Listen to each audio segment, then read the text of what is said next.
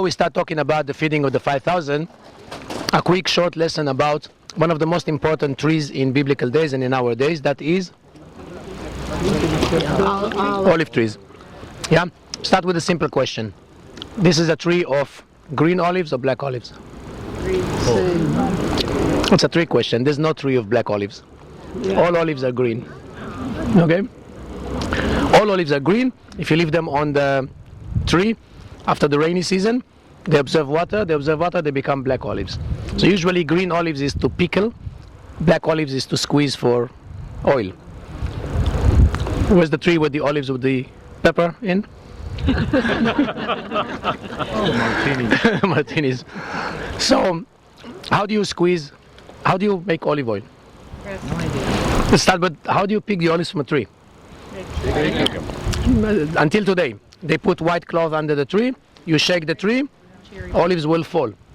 The fastest way from the tree to the presser, the better quality of olive oil.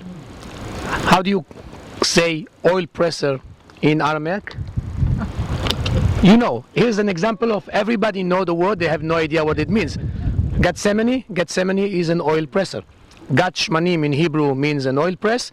Gethsemane in Aramaic an oil press. Now you understand why Gethsemane is located at the bottom of Mount of Olives, because you grow your olives on Mount of Olives and then you bring the olives down to the oil press to be pressed into olive oil, right? That's a Gethsemane. Those two machines, this one and that one over there, that's a Gethsemane. What do you do with the olives? You collect the olives, bring the olives into this thing here, take this big stone, there's a piece of wood here, you tie someone you don't like to the piece of wood and he walks in circles, and his job is to crush the olives into a paste. You take the paste, you put it in baskets made of date leaves and put the baskets one on top of the other in the other machine. There's a missing part there, there's a big stone that comes from the top and you add weight and it presses the olives. And when you press the olives, you have the olive oil coming. You fill it into jars and that's what you sell. There's few levels of pressing. There's a lighter level of pressing that would be used to anoint kings and prophets. The kind of deeper pressing would be used to light the menorah inside the Holy of Holies, and then the rest of the pressings you would cook with, you would light with, and the leftovers, which is the pits with the oil, would be used to light your fire. That's what people would do.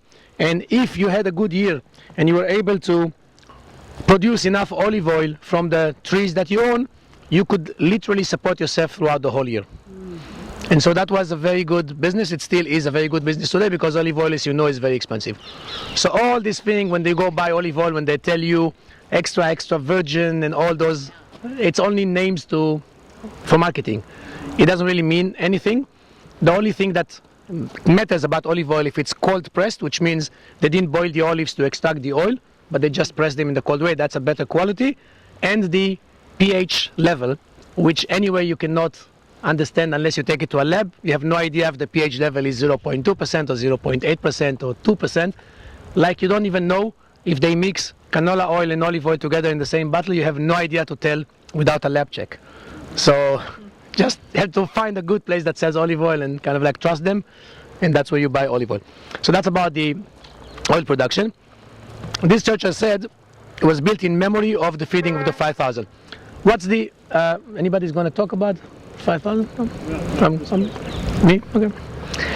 What's the importance about the event of the 5,000? Feeding of the 5,000, not the 4,000 for that matter.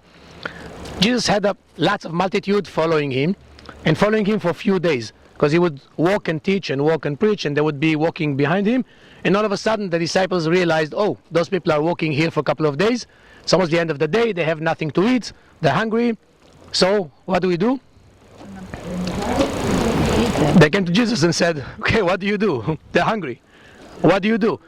And Jesus said what? Jesus said feed them. Why would Jesus say feed them? Because he knew what he was. Yeah, but more than that, it's a theological thought. Because if you want to be a disciple, you have to make sure to take care of the people, right? Because that's what you're supposed to do. So it's not to come and throw the problem at somebody else and say, oh, what are we going to do? He said, well, figure it out. They started thinking in earthly manners. Oh, how are we going to figure it out? Let's see. One shawarma costs $13. There's like 5,000 people here. Whoa, that's a whole lot of money. So how can we feed them? And happened to be that they have this little boy, in his backpack he had two, now people think two salmon fishes, no, he had two fishes, something like that. Because a regular St. Peter fish, tilapia, that you fish from the lake, maybe looks like this. If you shrink it and dry it in the sun and in the salt, it becomes like this. That's a fish.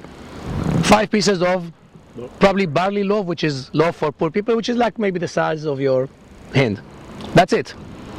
And Jesus took that, blessed it, divided it. People ate. And in the 2 occasions that you talk about the feedings, it says that once they were left with 12 baskets, remember? And once they were left with 7 baskets. Why? Any idea? So nothing that's written in the scriptures is written for vain. I mean, if they bother to say a number, there's a thought behind it. So 12 represents 12 tribes of Israel. 7 represents the 7 Gentile nations. So again, you have this line of message for Jews and Gentiles at the same time. And that event, basically, it's a miracle, but it also shows that as a leader, you have to take care of the people who follow you.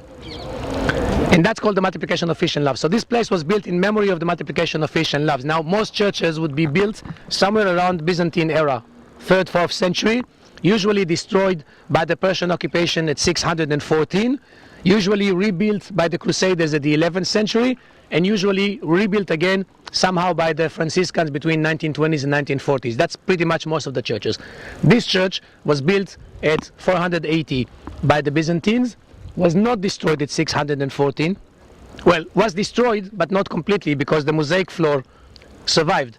And then in 1932, they built another church on top of that ancient mosaic. 1982, they built a modern church around that mosaic. And so you're actually looking at a newer church with an original mosaic floor from the 5th century. And that mosaic floor, when you go inside, you will see in front of the altar, there's a mosaic of 2 fishes and 4 pieces of bread. Why 4 pieces of bread and not 5? Because the 5th is in Jesus' hand, because he took the bread to break it and bless it, right? So the artist put 4 and 2 fishes, and that's the symbol of Tabgha, the multiplication of fish and loaves. And around that you will see images from the river Nile, which are the typical motifs of mosaic from the 4th century. Apparently in the 4th century, 5th century, people would do mosaics like we do carpets today. So the fashion was Egyptian motifs. That's what they did in the 5th century. 6th century, they did Byzantine motifs, Roman motifs, all sorts of other things. So it has nothing to do with the fact that Egypt is not here. It's just that those artists who made the mosaic were probably traveling artists, and this was their style. And so you will see there Egyptian motifs and images or animals from the delta of the Nile. That's on that floor. So the whole floor of the church in front of the altar is original from the 5th century. The whole building is modern from 1930s, 1980s, and so on. And the symbolism here is the multiplication of fish and loaves. Most scholars will tell you that the actual fishing took place in a place called Bethsaida. And when we drive later, we will go past Bethsaida, and I'll show you where Bethsaida is. But that's after you cross the Jordan River to the Gentile land. Okay?